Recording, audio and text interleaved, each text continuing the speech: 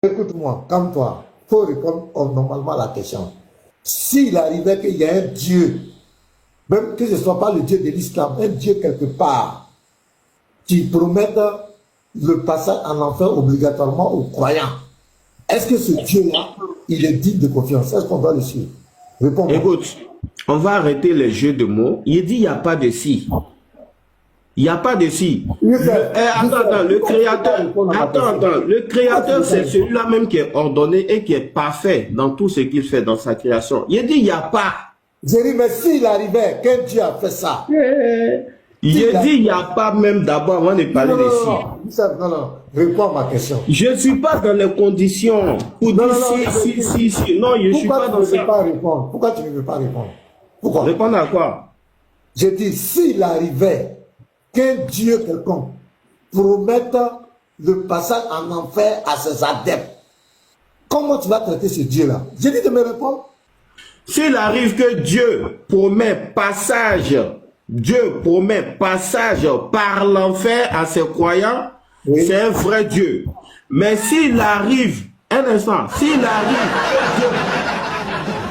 voilà, mais s'il arrive que Dieu, comme tu as si bien dit, que Dieu promet l'entrée en enfer pour ses serviteurs croyants, non. Il dit c'est pas un vrai Dieu. C'est mon temps.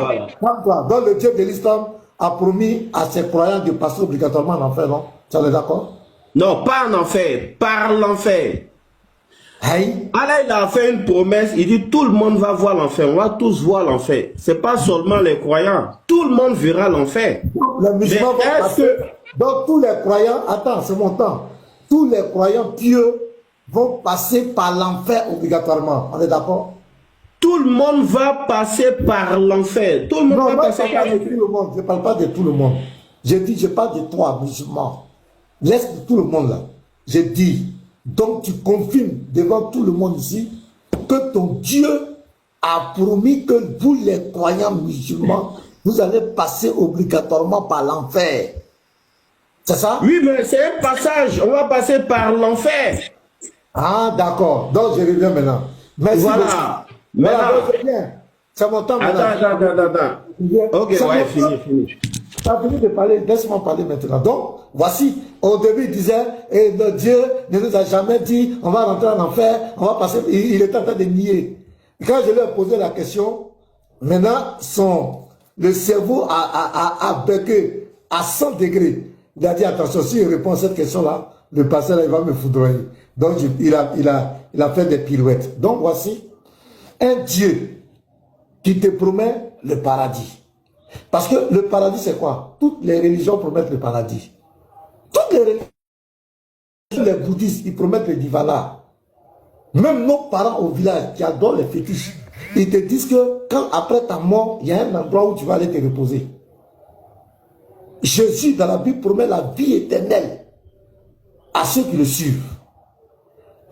Maintenant, quand Allah dit entrer au paradis, maintenant vous rentrez comment? Voilà. On rentre comment?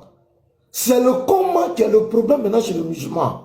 Chez le comment, le musulman, Allah dit qu'il doit obligatoirement goûter l'enfer. Il doit passer en enfer. Alors que le même Allah dit que l'enfer n'est pas un passage.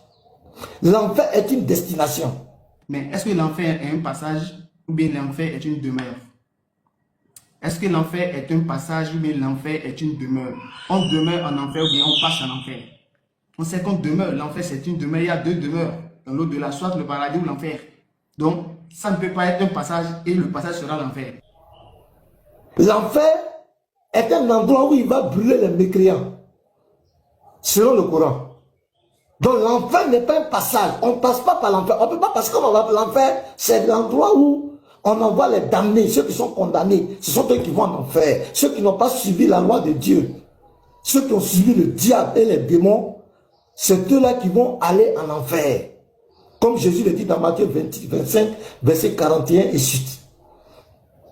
L'enfer n'est pas préparé pour l'homme. Mais c'est parce que l'homme a suivi Satan qui va le rejoindre là-bas.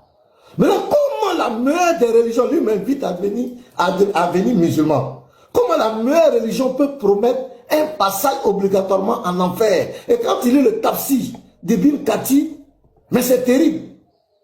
Tellement que c'est un sujet qui est terrible. Chacun va donner son interprétation. D'autres même vont créer des climatiseurs là-bas. Tellement c'est chaud, ils vont créer pont.